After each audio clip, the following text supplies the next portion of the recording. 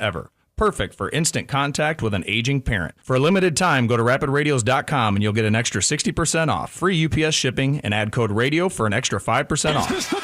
This is the KBLA Sports Minute with Ray Richardson.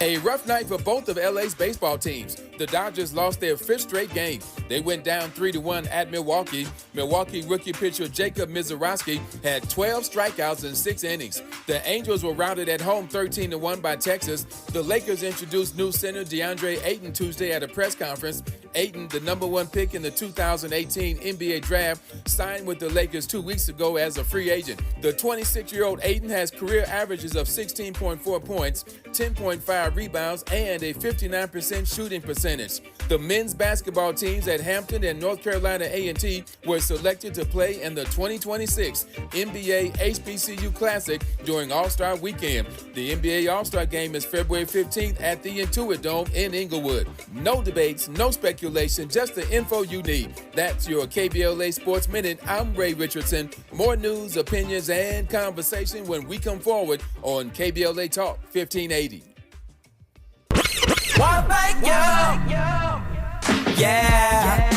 At KBLA Talk 1580, we're proud to be celebrating 4 years on the air, but we know we could not have made it this far without you.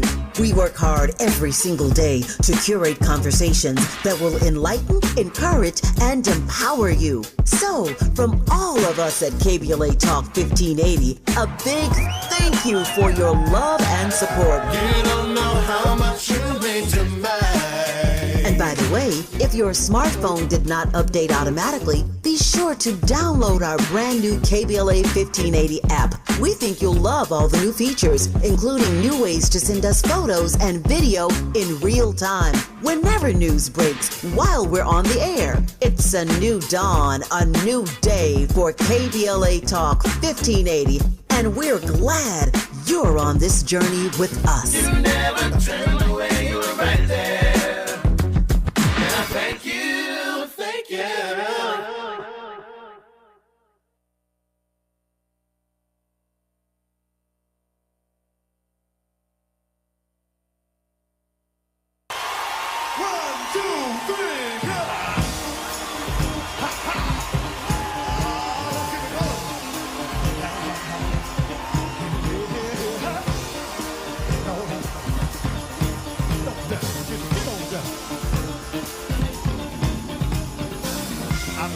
Try to keep it coming.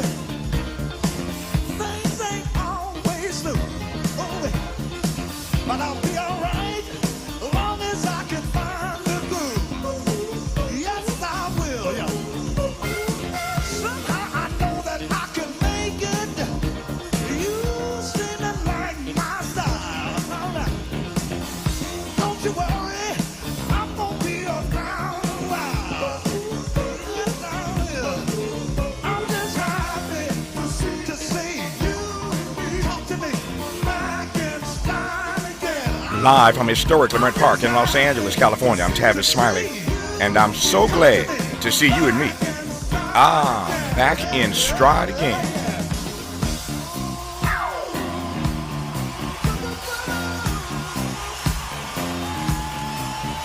Before we get started with today's show, let me invite you to follow me on Facebook and Instagram at The Real Tavis Smiley, and get updates on X, that's formerly Twitter, at Tavis Smiley. By the way, should you miss any part of today's program or want to catch up on previous shows, you can always visit thetavismiley.com. That's thetavismiley.com, or wherever you get your podcast, and listen to the Tavis Smiley podcast version of this live program at your leisure. Another great show on tap for you today. This is one of those days where my producers expect me to squeeze an 80-pound show into a 40-pound bag. Okay, here's what we got today. In our second hour, 2 conversations. Up first, Erica Smiley, no relation that I know of, on the struggle to build power for working people while addressing issues of inequality and poverty. Erica is the executive director of Jobs with Justice, and again, joins us today on the top side of Hour 2. On the B side of Hour 2, award-winning historian and documentary filmmaker Lawrence Reese on what his iconic series, The Nazis, A Warning from History, can still teach us about the possible and dangerous road ahead here in America. The series is getting a fresh run on the BBC. We'll talk to Lawrence Reese on the backside of hour 2. In our third hour, 2 more conversations up first.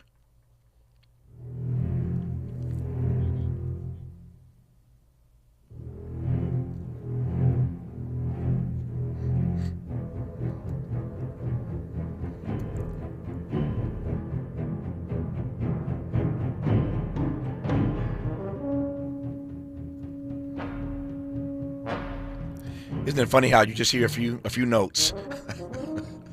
You know exactly what it is. I was flipping channels late last night and heard these 7 notes, and of course it was the Twilight Zone. You just hear those 7 notes and you know what it is. It is the same with the theme from Jaws. The great John Williams, who I love dearly, have had the honor a number of times over the course of my career to spend time with John Williams at the Hollywood Bowl, gone to dinner, interviewed him. That's John Williams' work, right? Everything Steven Spielberg has done, basically. Spielberg and Williams have collaborated, and so it's the 50th anniversary, believe it or not, of Jaws. And so today, on the top side of our 3, black marine biologist Candace Fields. How many times have I told y'all? Any field of endeavor, somebody black is an expert in it, right? So we found a black marine biologist named Candace Fields, who will help us celebrate Shark Fest on the National Geographic Channel with 2 special programs, Investigation Shark Attack and Jaws at 50, the definitive inside story. That's on the top side of hour 3. I told you, an 80-pound show into a 40-pound bag. I ain't done yet. On the B side of hour 3.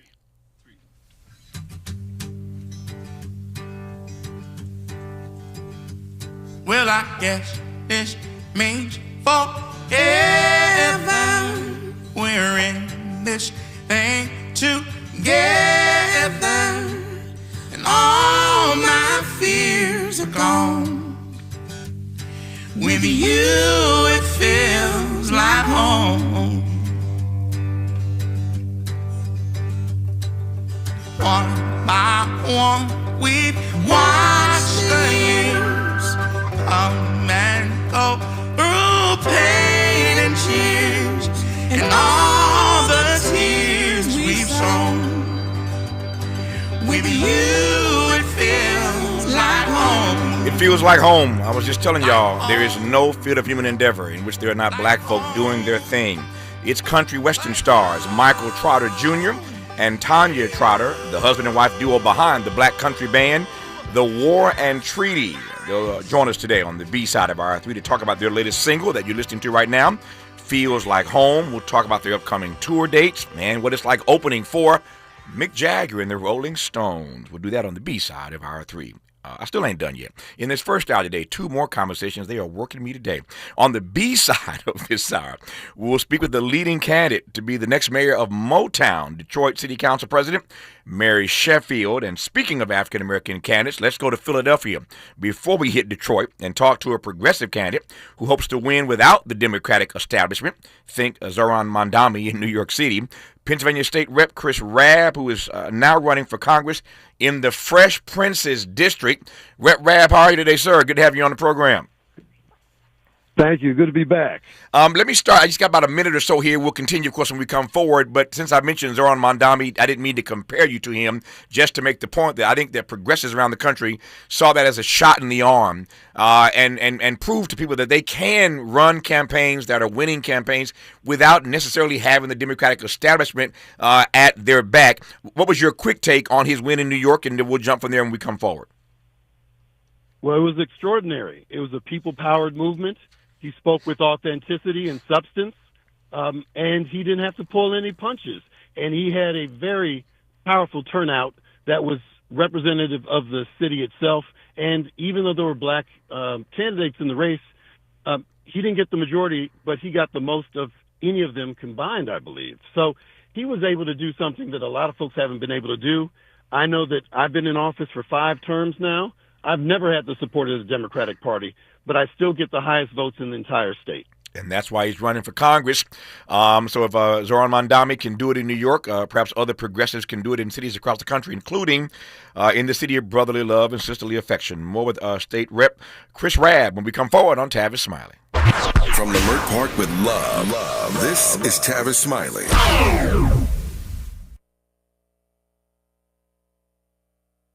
Make a move into a home of your own. With City National Bank's Ladder Up Home Loan Grant, you could receive up to $20,000 that you never need to pay back. Use it toward your down payment, save on closing costs, or to buy down your mortgage rate. Find out more at cnb.com/ladderuphome. City National, here for every stage of the journey. Property must be in a qualifying market in California, New York, or New Jersey. Additional terms and conditions apply. Not all applicants will qualify. Terms are subject to change without notice. City National Bank is an equal housing lender. Member FDIC. NMLS number 536994. No one wants to leave behind stress for their family. That's why a trust or a will is so important. Without one, your assets might go to the wrong people or leave out loved ones. Also, probate is long, expensive, and often avoidable with a revocable trust. Trustandwill.com makes it simple to create a personalized estate plan. A trust or will provides clarity and peace of mind. Get 20% off on your estate plan documents by visiting trustandwill.com/radio.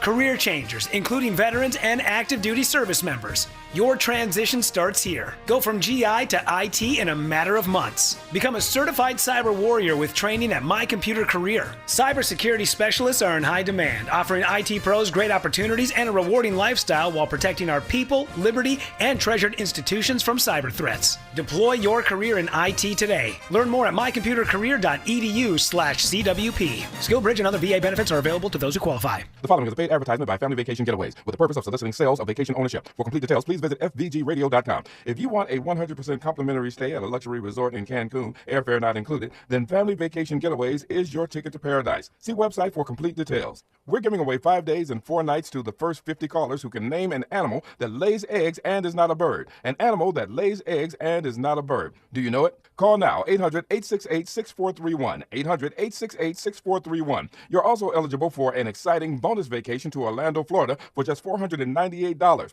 And don't worry about anything ruining your plans. We can extend your travel up to 18 months. Name an animal that lays eggs and is not a bird, and get a complimentary Cancun resort stay and an optional bonus vacation to Orlando for just $498. What are you waiting for? Call 800-868-6431, 800-868-6431, and give us your answer. The proceeding is not a contest and is a paid advertisement by Family Vacation Getaways and not sponsored by this program or its affiliates. Paul's new drone startup just lost its most genius computer scientist. We just lost our best genius to some new genius who's got a genius new idea.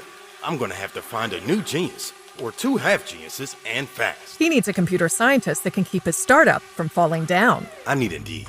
Indeed you do. When you sponsor a job on Indeed, it's easier for talented candidates to find it, which makes it easier for you to hire them. Visit Indeed.com/credit and get $75 towards your first sponsored job. Terms and conditions apply.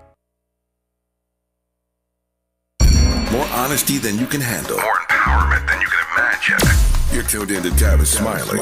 Tavis Smiley and Pennsylvania State Rep Chris Rabb, who's running for Congress now as a progressive and about to engage a conversation about what it means to run these days as a progressive in this country without the support of the Democratic Party establishment. Before I do any of that, Chris Rabb, I have an insufferable board op who I have to deal with every day. And it's been made more difficult since earlier this year. I think there's something he wants to say. Go ahead and say it, Miles. I'll let you say it because I can't. Being a Dallas Cowboys fan, I can't say it. I'll let you say it. I just want to say the 3 magic words: fly, Eagles, fly. Yes, sir. Welcome to the show, Mr. Rabb. That's right. I love it. Yeah, as I said, insufferable since earlier this year. I can't even live with him every day in the studio. I'm a Cowboys fan. He's an Eagles fan, so we go at it. We go at it every year. But anyway, I won't hold that against you. Yeah, I know. He's the victor this year, so I know how to bow down. I let him get his shout out in. All right. So we were talking about Zoran Mondami just a moment ago, and as I said, I think there are a lot of progressives across the country, Rabb, who saw that as a shot in the arm for progressives. What I said then is that, with all due respect to Zoran Mondami, what happened in New York happened in New York. I know the song says, if I can make it there, I can make it anywhere. Well, maybe not when it comes to politics, because New York is a different kind of animal. I mean, they're both big cities. They're both on the East Coast. I'm glad for this program to be heard in both of these major markets. Thank God for that.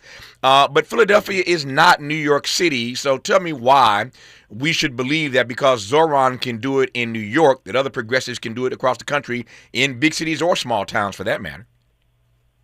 Well, sure, but I think it's important, too, that we're doing apples and oranges here, because he ran for mayor, I'm running for Congress. Yep. Our city is 1.6 million strong. congressional districts are around 750,000. We have a 100th mayor, first woman mayor, and in a very Democratic city, but she won with just 11% of registered Democrats. In New York City, you have a very different model called ranked choice voting. That's right. Which is legislation that I've introduced multiple times in the largest full-time state legislature in the country here in Pennsylvania. Part of that had to do with the system by which people get elected. So it is both structural and it is also the candidate. He was the right person at the right time with the right message and the right campaign strategy. That is not New York specific. That can be replicated in other cities and in different positions. And I know that because in Philadelphia, we've reelected twice. So coming into the third term is Larry Krasner, the most progressive district attorney in the country. And he is only getting more popular. He has exonerated more people than probably all district attorneys combined in the history of Philadelphia and perhaps other cities. So we have examples of progressives winning citywide in Philadelphia. And again, I'm an example of someone who got no support. In terms of endorsements, my first opponent, who was the front runner in 2016, got every endorsement under the sun except Jesus and my mama. And I still won. Yeah. And I still won. And that was because it was a grassroots campaign, and it was old school and new school combined. I knocked on doors that hadn't been knocked on in decades. And I also used social media to reach out to folks who were not otherwise engaged and let them know why I was running and how. This can work, and it has worked in Philadelphia, in New York, and elsewhere. One of the things that not being the party establishment candidate means is that your fundraising is always less than. Now, again, Zoran Mondani pulled this off. Never mind all the money that Andrew Cuomo had. He pulled it off with a whole lot fewer funds in the bank. Talk to me about what it means. And, again, you've done it successfully for, 5 terms now.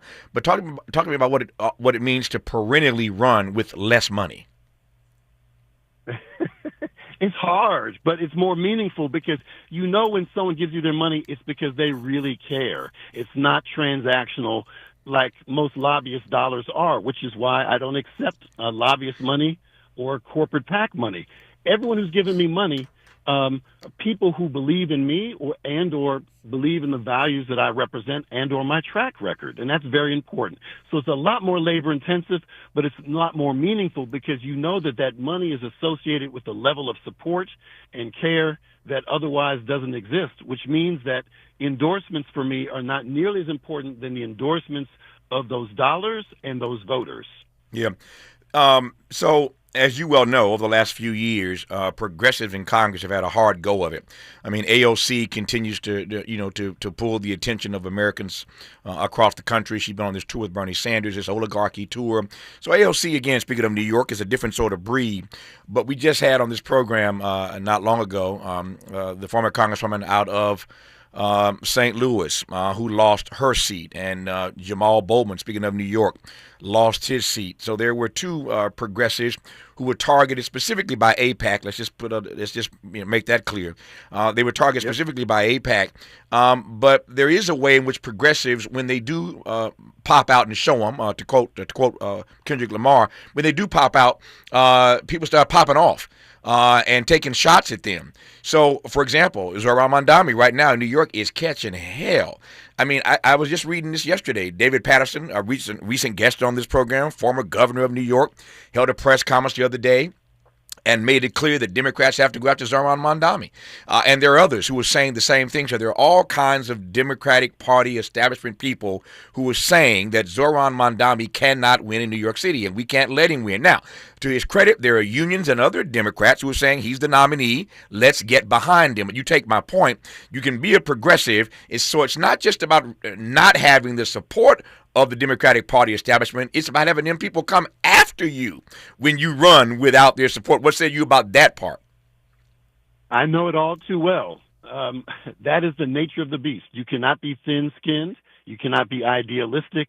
You have to be pragmatic, but still maintain your values, because that authenticity and that fire is what motivates disaffected voters.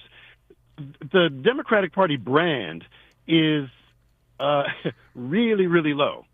And so if you're running as a partisan, you've already lost. You have to run to to make sure that you actually represent the power of the people and not the people in power. And that's a big, big difference, because if you follow the money, it tells all the story.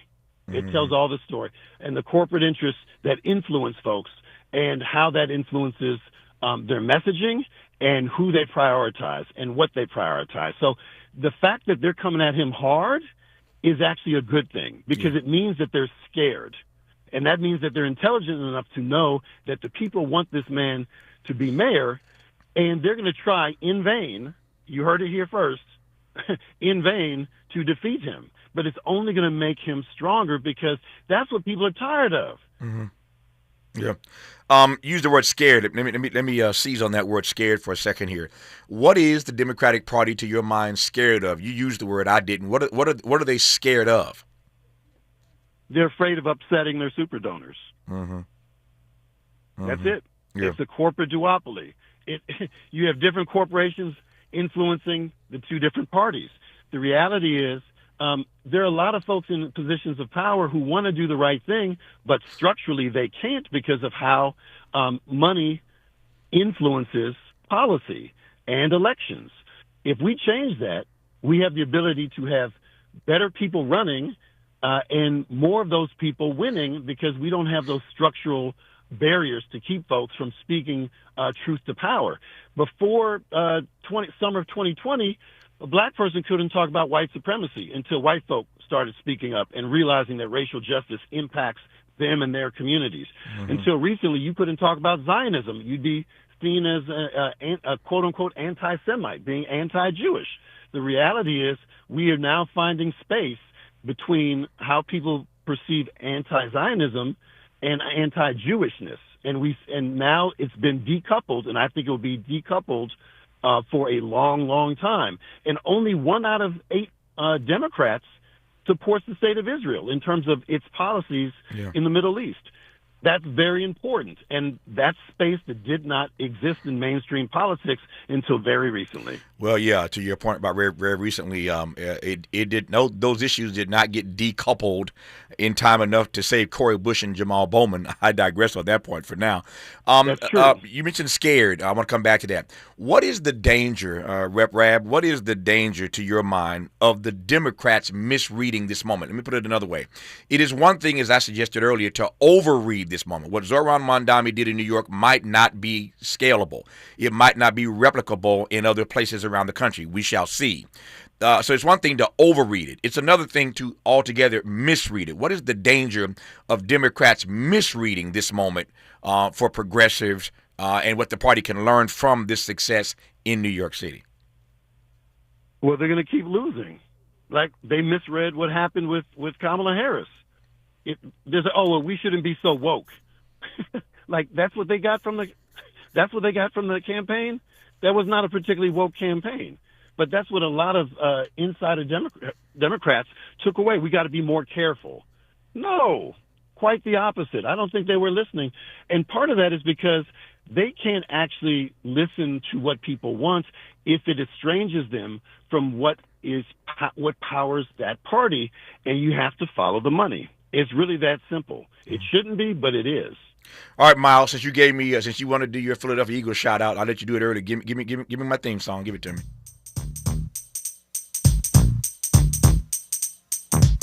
Now this is a story all about how my life got flipped, turned upside down, and I'd like to take a minute, just sit right there. I'll tell you how I became the prince of a town called Bel Air.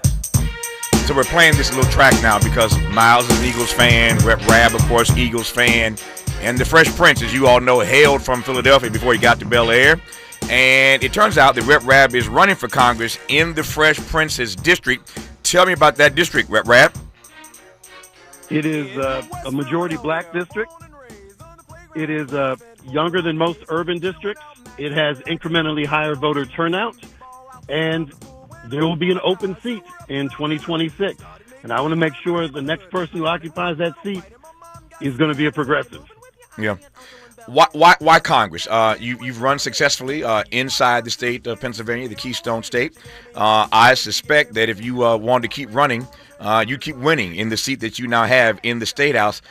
With all the dysfunction in Congress, you see what's happening there, and Democrats can't get anything done. They're in the minority. They took it on the chin days ago with that big ugly bill. Why would anybody want to go to Congress right now anyway? Well, it's clear because I'm a masochist. Yeah, exactly. but look, I got good trouble running through my veins. It's the stock I come from. I come from freedom fighters and abolitionists.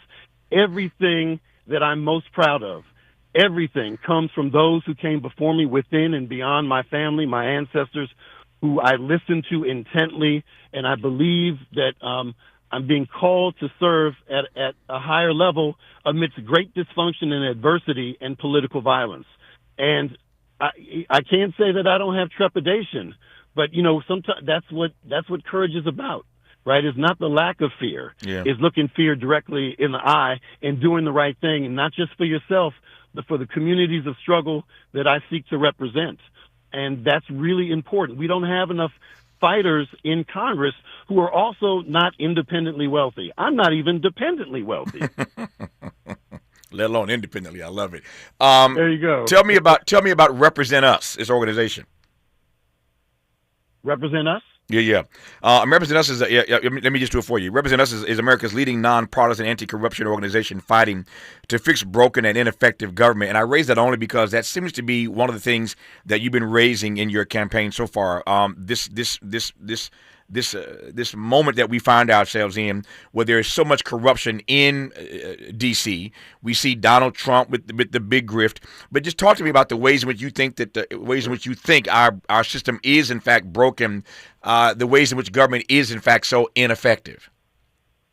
Yes, well, saying it's broken, it would be disingenuous. The system is operating exactly as it's designed to, right? It is about concentration of power and moneyed interests. That's what it's supposed to do. That's not what we learn in school, but for those of us who have served in elective office, and I serve, again, in the largest full-time state legislature in the country, in Pennsylvania, a lobbyist could buy me a house, and as long as I report it, that's okay. You can't in California. You can't even get a cup of coffee in California, but in Pennsylvania you can. Someone could cut me $1 million check because they like me or they feel that I can become the rubber stamp, and I can accept that $1 million check. That is legalized corruption. Insider trading in Congress, unacceptable. All kinds of things that are structural need to be addressed, and the people who are running need to make sure that they say that before they earn people's votes, that they oppose these types of systemic forms of corruption. And I will absolutely be doing that, and I have the track record, because I'm not saying what I'm going to do. I can tell you what I did. Yep. I got 60 seconds left here. Philadelphia is a blue-collar city. I love that about that city. And we see how the unions are lining up now in New York City in this Zoran Mondani race against a few other people that are still in it, including Cuomo and Eric Adams and a couple other people. How are unions going to show up in this race, in your race for Congress? I've had strong union support my whole time. I, in fact, helped unionize 1,500 adjunct professors at Temple, where I taught for 4 years, and I'm on the side of workers. And ultimately, irrespective of big checks and endorsements, I'm looking forward to the endorsement of the people, and that's the voters who come out on May 19th, 2026. There are progressives all across the country who are feeling themselves these days. I say that respectfully and lovingly, given what happened in New York City, and so they're popping out in places like Philadelphia, and we will see what happens. We'll have them back on this show, of course, between now and then. We'll see what happens in this congressional district. It is the congressional district, the Fresh Prince's district, and State Representative Chris Rabb is one of the persons running for that office. We will see how this unfolds in the months ahead. Rep. Rabb, good to have you back on the program, my friend. All the best to you. Stay strong. Thank you so much. More of Tavis Smiley when we come forward.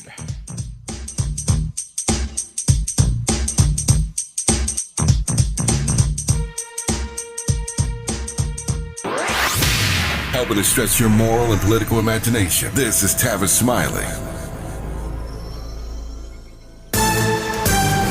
I'm Bree Wood with BIN News Now. Chicago's Black Mayor Brendan Johnson is open to bringing NASCAR back, but not on July 4th weekend. He says all options are on the table in talks with NASCAR. If, in fact, NASCAR returns, what is the optimal time in which the 2 days or 3 days should occur? Some aldermen say they weren't consulted when the original deal was made. A Black Philadelphia mother made the heartbreaking decision to remove her 2 children from life support after a drowning at a Memorial Day pool party in New Jersey. Brittany McWhite hopes the loss of 11-year-old London and 14-year-old Waddell warns other families about water safety. And rapper Megan Thee Stallion's Pete and Thomas Foundation will honor Southern Black Girls founder Latasha Brown and 13-year-old mental health advocate Mila Henry at its first gathering in New York City. The star-studded event celebrates Black girl joy and change makers nationwide. Get BIN News Now on demand 24/7 on the iHeartRadio app. Rapid radios are instant push-to-talk walkie-talkies offering national LTE coverage and no subscription ever. Perfect for instant contact with an aging parent. For a limited time, go to rapidradios.com and you'll get an extra 60% off, free UPS shipping, and add code radio for an extra 5% off. This is the KBLA Sports Minute with Ray Richardson. A rough night for both of LA's baseball teams. The Dodgers lost their 5th straight game. They went down 3-1 at Milwaukee. Milwaukee rookie pitcher Jacob Mizorowski had 12 strikeouts in 6 innings. The Angels were routed at home 13-1 by Texas. The Lakers introduced new center DeAndre Ayton Tuesday at a press conference. Ayton, the number 1 pick in the 2018 NBA draft, signed with the Lakers 2 weeks ago as a free agent. The 26-year-old Ayton has career averages of 16.4 points, 10.5 rebounds, and a 59% shooting percentage. The men's basketball teams at Hampton and North Carolina A&T were selected to play in the 2026 NBA HBCU Classic during All-Star Weekend. The NBA All-Star Game is February 15th at the Intuit Dome in Inglewood. No debates, no speculation, just the info you need. That's your KBLA Sports Minute. I'm Ray Richardson. More news, opinions, and conversation when we come forward on KBLA Talk 1580.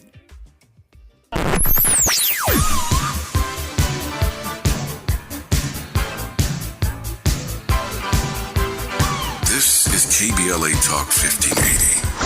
Talk radio. That's music to your ears. We're unapologetically progressive. KBLA Talk 1580.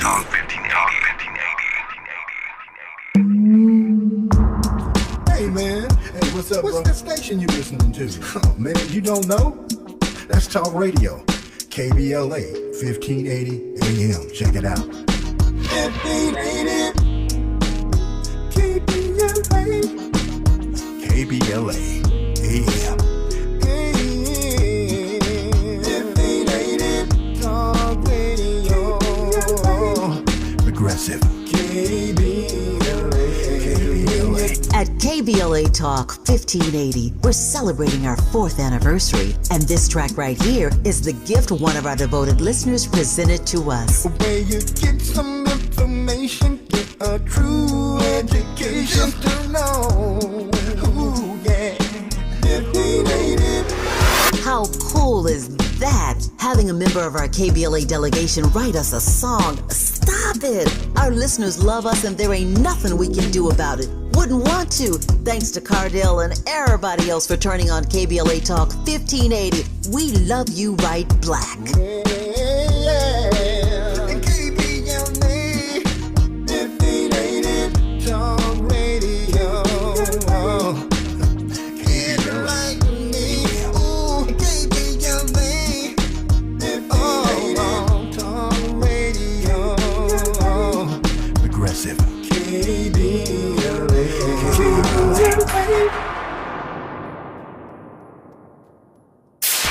KBLA Talk 1580. We've got a lot to talk about.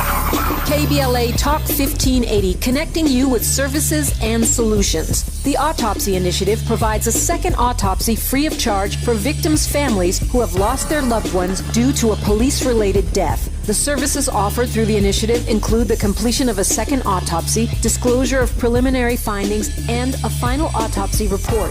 A police-related death is when an individual is harmed by police officers using deadly force, which results in an individual's death. Police-related death includes in-custody deaths, including those that arise during contact with law enforcement officers during arrest, pursuit, booking, transport, or incarceration. The Autopsy Initiative has a team of board-certified pathologists on call. An autopsy request may be completed by anyone with a close relationship with the victim, which may include the victim's spouse, partner, relative, close friend, or lawyer. To request a free second autopsy for a victim of police violence, please visit knowyourrightscamp.com. That's knowyourrightscamp.com. Then click on Autopsy, then click on Request. At KBLA, we believe in justice for victims of police violence. We say their names, and we don't black down. This is a community call to action from KBLA Talk 1580. Helping to make you the most knowledgeable person in your circle of friends. This is Tavis Smiley. I told you we were going to try to squeeze an 80-pound show today into a 40-pound bag, so we are off and running. We thank Chris Rabb for that conversation out of Philadelphia. Now let's travel to Detroit and talk to the leading candidate to be the next mayor of Motown. First, take a listen to this. Dear Detroit, every day I rise with this city. Its hope, its hustle, its heart. Detroit, this run is for you.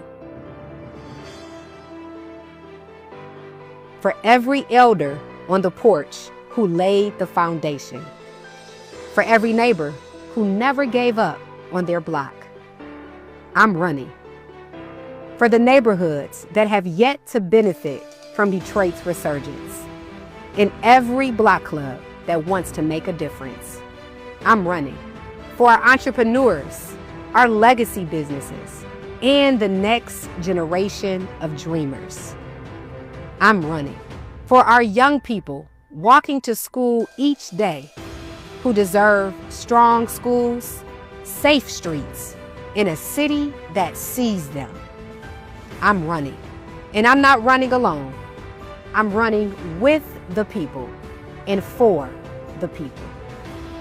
For housing you can afford, jobs that pay a living wage, and a government that works for you. I'm running. This city raised me, made me, and called me to serve. I'm Mary Sheffield. Detroit, this run is for you. She's the current president of the Detroit City Council. She is Mary Sheffield. Councilwoman, how are you today? Good to have you on the program.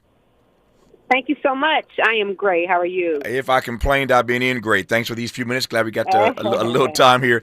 Tell me about, I love the word resurgence. You used it in your campaign ad there. Detroit has, in fact, experienced a bit of a resurgence. I was there a few years ago doing one of my broadcasts live from Detroit for a couple of days, as I recall. Talk to me about this resurgence that Detroit has is enduring right about now.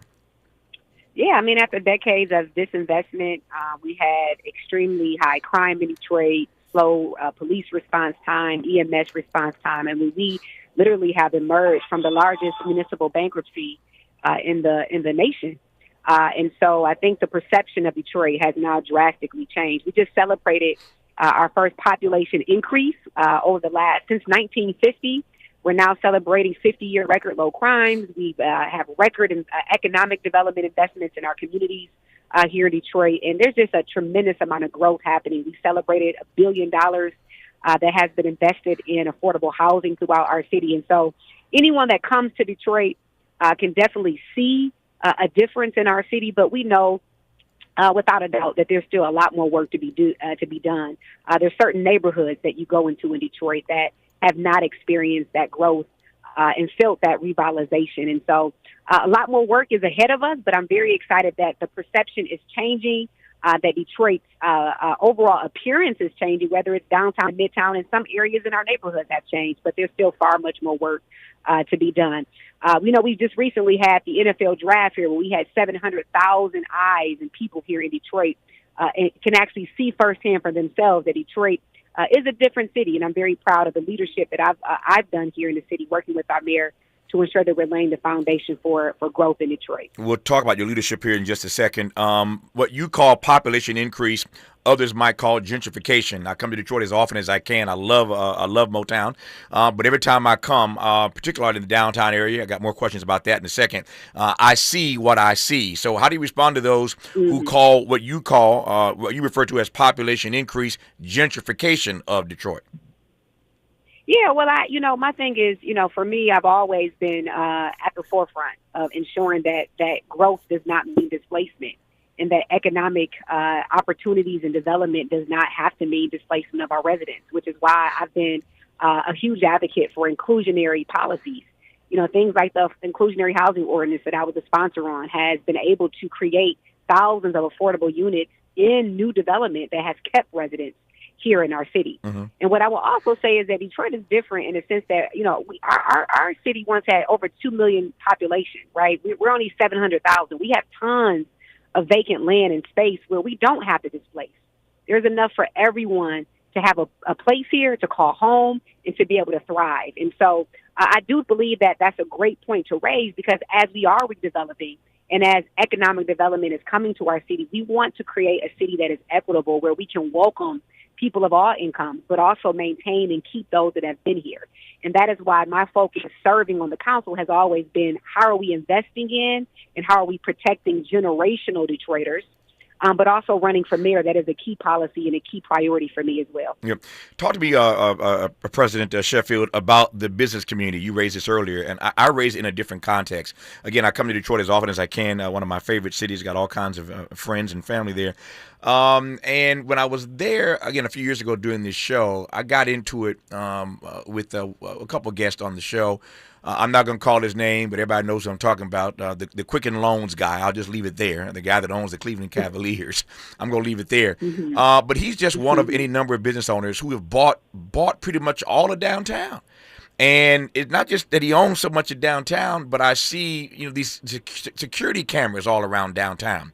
I've read in your local newspaper that oftentimes the police department has to go to him to get security video from his cameras because they're so watching all the stuff they own in downtown. I ain't knocking nobody. You mentioned hustle earlier. I'm like Mary J. and Jay-Z. I ain't knocking nobody's hustle, no matter what color you are. But I am concerned about this business community not looking like the majority of the population. And on the other hand, I do celebrate a number of black folk I know who started their own businesses in Detroit in this resurgence. I'm just trying to figure out where that balance is, if that makes any sense to you. No, it makes a lot of sense. You're talking to someone whose grandfather worked alongside Coleman Young, and he was a great example of how we include Detroit-based, black businesses in the growth of our city.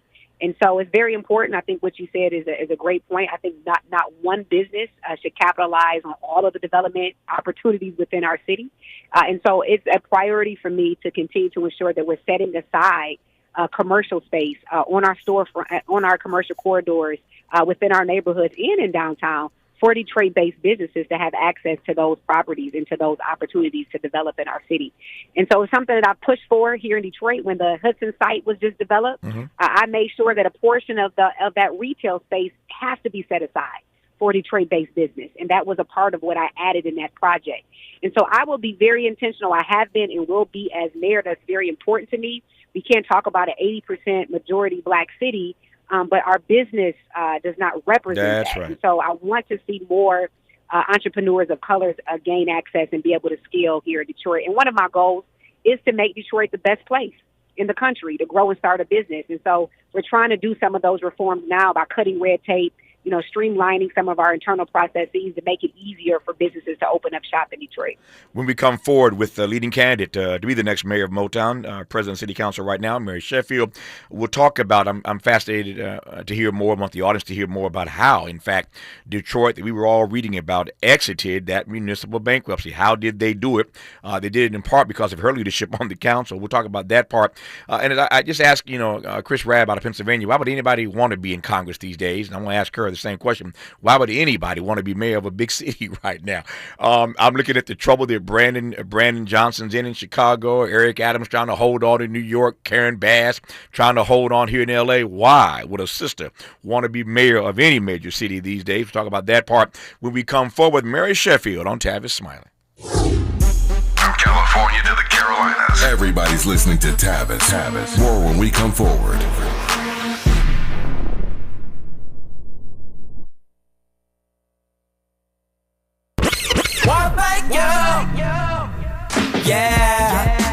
At KBLA Talk 1580, we're proud to be celebrating 4 years on the air, but we know we could not have made it this far without you.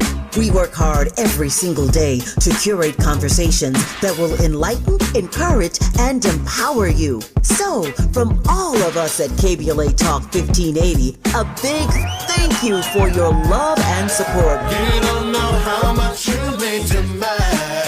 And by the way, if your smartphone did not update automatically, be sure to download our brand new KBLA 1580 app. We think you'll love all the new features, including new ways to send us photos and video in real time, whenever news breaks, while we're on the air. It's a new dawn, a new day for KBLA Talk 1580, and we're glad you're on this journey with us. You never turned away, you were right there. Thank you. We asked seniors how to prevent Medicare scams. My best advice, if you get a phone call, do not talk to the person. These people are well trained. Don't talk to them. They don't know me. They're just trying to scam me. Don't be fooled. Hang up. Just hang up. Never give out your Medicare number. They're going to get your number to put in a false claim. If I get a call from someone, I don't pick up the phone, and should I pick up the phone and they ask for information, then I hang up. How do you detect Medicare fraud? Just like I check my credit card statements, I check my Medicare statements monthly. Scammers can get a hold of your number, order medical devices through your account, and you're not even going to know about it if you don't look at your statement. Check your statement every month. If you get your statement and you see something that you know you did not have done, you report it. Call your Senior Medicare Patrol. To report Medicare fraud, call the Senior Medicare Patrol at 855-613-7080. BET and PBS, The Tom Joyner Morning Show, and NPR, the cover of Jet and the cover of Time. #1 on the New York Times bestsellers list, 20 honorary doctorate degrees, a dozen NAACP Image Awards, a star on the Hollywood Walk of Fame, a Presidential Lifetime Achievement Award. From talk shows to talk radio, nobody's ever done it better. You like that? This is Tavis Smiley. Made fresh daily in the Mert Park, Los Angeles, California. You're listening to Tavis Smiley. Tavis Smiley in Detroit. City Council President Mary Sheffield, who's the leading candidate to be the next mayor of Motown. Honored to have her on for a few more minutes here. President Sheffield, I was saying a moment ago that I'd love to hear a bit more about how Detroit pulled this off. It's not easy to get stuck in municipal bankruptcy, but it's even more difficult to pull out. Tell me about the role you played helping Detroit pull out of this bankruptcy. Yeah, I mean, it was difficult. We had to make some really tough decisions, and I will definitely say that our retirees here in Detroit, unfortunately, took probably the biggest hit. You know, a lot of our balancing came in with some cuts that retirees had to make, city employees had to make. And so it was difficult, and it just really took tough leadership. We had amazing attorneys through the bankruptcy court proceedings, and through the last, 4 to 5 years after we came out of bankruptcy, we just have to be very conservative in how we spent and allocated money. But things have gone extremely well. We just received another credit rating here in Detroit, bond rating, that allows us to continue to move forward in a positive direction from a budgetary standpoint. We've had a surplus every year since. So things are going really, really well. And we're just, of course, understanding that the political climate has changed drastically, and we're kind of keeping our eye on that, as we know Detroit has really benefited from a lot of federal funds over the last 2 years as well. That takes me straight away to that question about why anybody would want to be mayor of anybody black want to be mayor of a major city right now. I love the way you put it. The political climate has changed. That was said very, very nicely. That's an understatement that the political climate has changed, Mary. Tell me how you, all jokes aside, tell me how you process perhaps being the next mayor of Detroit, stepping into a moment where the climate has changed dramatically, and that this current administration isn't really a friend of major cities, certainly not those cities populated by black folk. Yeah, I mean, I come from a generation of fighters, and these are the moments where we don't stand back. We stand up. Yeah. You know, we fight. We speak. We use our voice. And so for me, it's not about shying away in this moment. More than ever, we need the right leadership in office, and we need leaders in all urban cities to kind of unite people who are valued around people and progress and equity. So I love Detroit. You know, I was born and raised here. I'm a daughter of this city. I'm not going anywhere, and I deeply care about the leadership of our city. And so I know that it's going to be difficult. I've served under a former Trump administration, and so I'm prepared to know who I'm dealing with. But I believe that we have to have the right leadership in office to continue the amazing momentum and progress of our city. And I know that I am capable, fit, and ready day one to ensure that happens. Yep. How do you insulate yourself to the extent you can from what you know is going to be a hostile relationship with the federal government? I ask that in part because, as you know, I sit in L.A. right now. This program is syndicated across the country. For that, I'm grateful. We're heard in Detroit right now, so for that, I'm especially grateful to be heard in Detroit every day. But I sit in California, and Karen Bass, the mayor here, and Gavin Newsom, the governor here, know something. No matter how well-intentioned you are, you're fighting an uphill battle when you are in a blue state, or in your case, a blue city, trying to get support from this administration. How do you brace yourself for that? Yeah, I mean, you just do it. And I think for me, it's going to be about collaboration. It's going to be about finding common ground. I look at what Governor Whitmer did. You know, they were, you know, her and the president were definitely on complete opposite sides and still are. But you know, she may not like him as a person, but I think she was able to find some ways to work with him to bring resources back to the state of Michigan.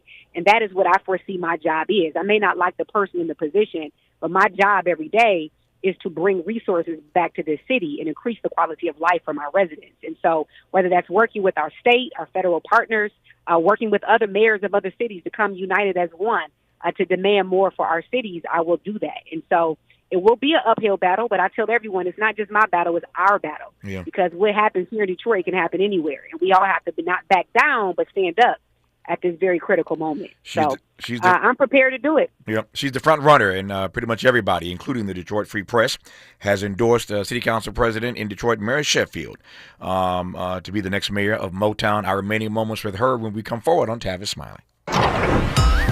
This is getting good. Yeah, man. Tavis Smiley continues when we come forward.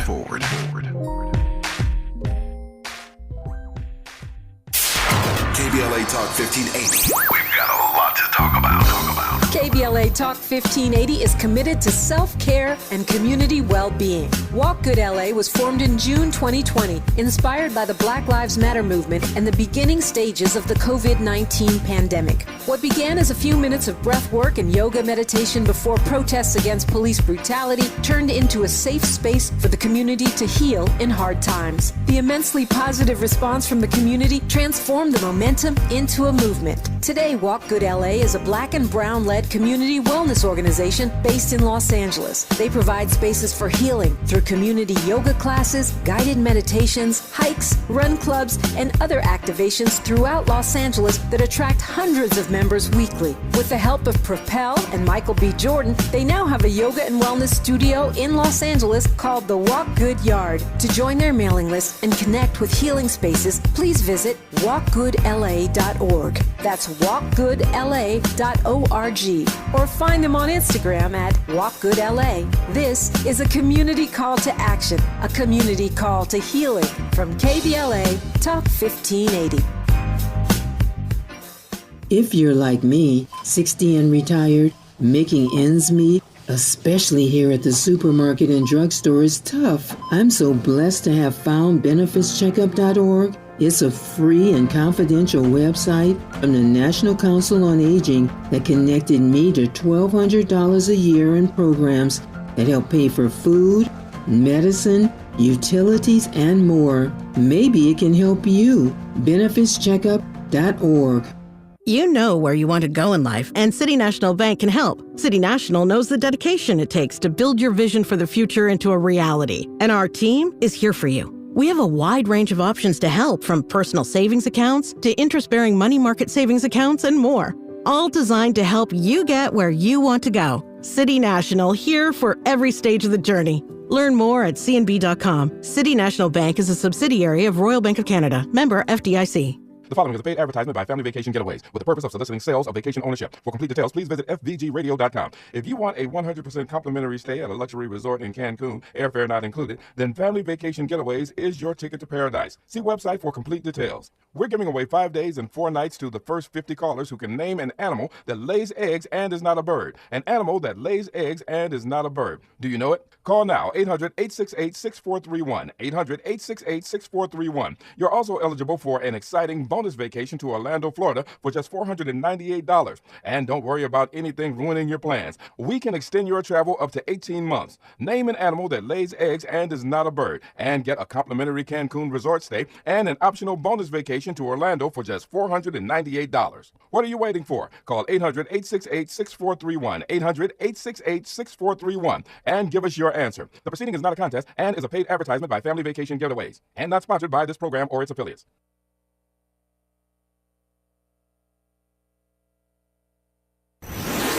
Let's get back to more of this rich dialogue with Tavis Smiley. Tavis Smiley and Mary Sheffield, president of the Detroit City Council, the leading candidate to be the next mayor of the city of Detroit.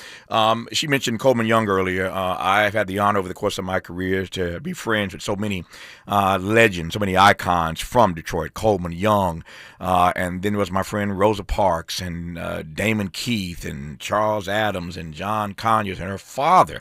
Mary Sheffield's father is an icon in his own right, who I've known for years. Matter of fact, my friend Dr. Cornell West was speaking at your dad's church not long ago, and they called me after the service. I could talk to Dr. West and your father, who I've not seen in a while. How has being a part of a family that has that kind of legacy hurt or helped your own rise in politics? Yeah, I mean, I think for me, I've always leaned into my legacy, not as something that I think should be looked upon in a negative way. I mean, it's really how I was shaped and raised. At a young age, I was around these civil rights leaders, Jesse Jackson, Dick Gregory, Al Sharpton, and I saw the importance of advocacy and using your voice. And when systems don't work for people, you change them. And that is really what exposed me to run for office at such a young age. At the age of 14, I started serving the city. And at the age of 26, I was the youngest ever elected to city council in the history of our city. And so, I think some people, of course, may try to, people who have their own thoughts about my father, have their own, their own things with me. You either love them or you don't, right? But I think people have had the opportunity to see me lead in my own way. I've created my own voice for myself. Yeah. I am my own person, but I am very, very proud of the rich lineage, over 100 years of dedication and service to the city from my family that has taught me it's all about people. It's all about the betterment of our city and everyday working class people. So that has instilled in me the values that I lead with today. So I would not change it for anything. And it taught me how to be a fighter at such a very important time. I know you're busy, and I let you go, so you can get back to your work. Here's my exit question here. In politics, as you well know, you never want to peak too soon. That happened to Andrew Cuomo in the mayor's race in New York City. He peaked too soon, and Zoran Mondami came out of nowhere. The August 5th primary is just ahead of us. How are you feeling on this July date as you head toward the August 5th primary? Listen, I feel really good. We've received some major key endorsements, but most importantly, I mean, I'm telling you, I'm boots on the ground here in Detroit. I don't take anything for granted. I don't take any poll for granted. What I do is I connect with voters and residents every day. And the love in this city, for me, the belief in my ability to continue the growth of Detroit has been overwhelmingly positive. So I feel amazing. I feel great, but never taking anything for granted. We're out here every day working hard to ensure that the leadership in Detroit is in good hands here in the city of Detroit. So we're going to keep working hard. There you go, Mary. If she pulls off the primary on August the 5th, which it looks like she will, she goes to November. And, of course, once she wins the Democratic primary in Detroit, it's pretty much a fait accompli. And Detroit, come November, will likely have a black woman mayor named Mary Sheffield, who's the current president of the Detroit City Council. President Sheffield, thank you for your time. Good to have you on. I'll talk to you soon, I hope. Yes, we will. Thanks for having me on. Stay strong. More of Tavis Smiley when we come forward.